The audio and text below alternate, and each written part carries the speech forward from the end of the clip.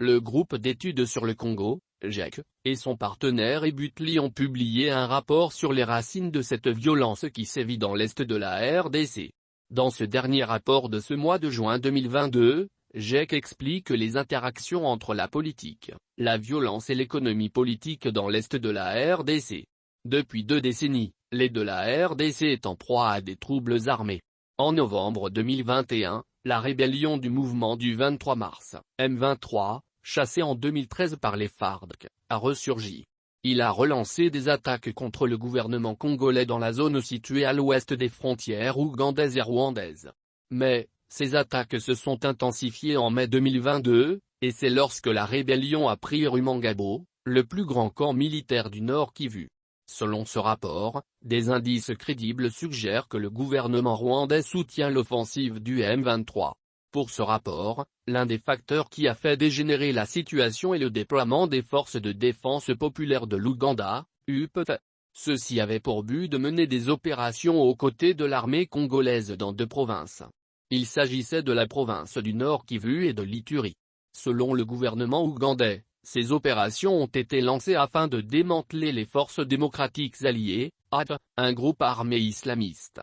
Le rapport révèle que cette opération militaire visait la protection des gisements de pétrole, des infrastructures de l'Ouganda autour du lac Albert, et la construction des routes pour développer un marché pour les exportations ougandaises.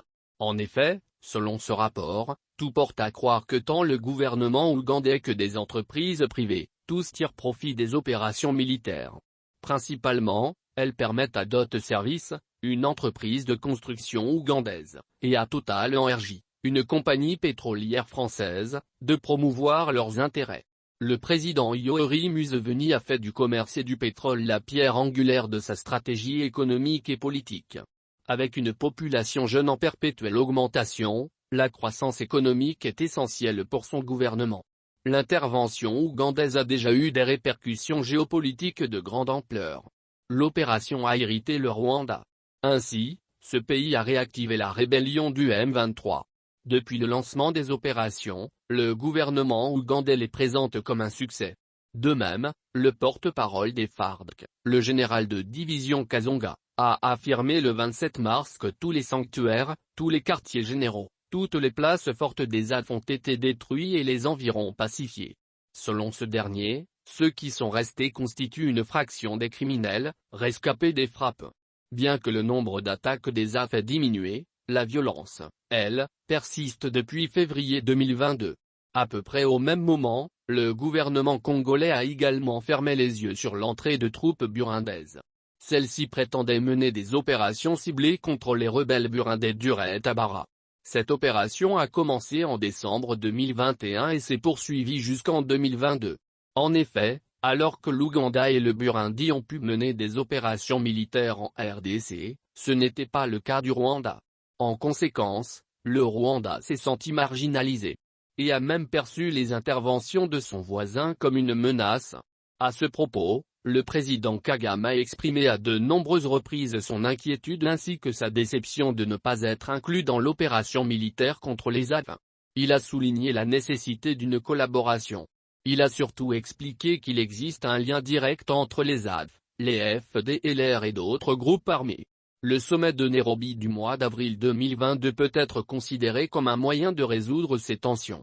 Dans une déclaration conjointe, la RD Congo, le Burundi, le Rwanda, l'Ouganda et le Kenya ont annoncé des négociations politiques ainsi qu'une action militaire contre les groupes armés en RD Congo. D'un commun accord, ces pays ont exigé que tous les groupes armés étrangers en RDC soient désarmés, et leur ont demandé de retourner sans condition et immédiatement dans leur pays d'origine respectifs. Le groupe d'études sur le Congo a démontré que les tensions entre le Rwanda et l'Ouganda remontent en 1999 et 2000. Pendant cette période, ces pays se sont affrontés sur le sol congolais.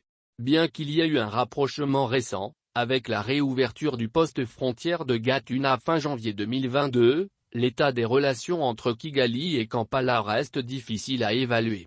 Les projets de construction de routes, en particulier la route de Rutshuru à Goma, sont également soupçonnés de constituer une menace pour la sphère d'influence du Rwanda dans l'est de la RDC.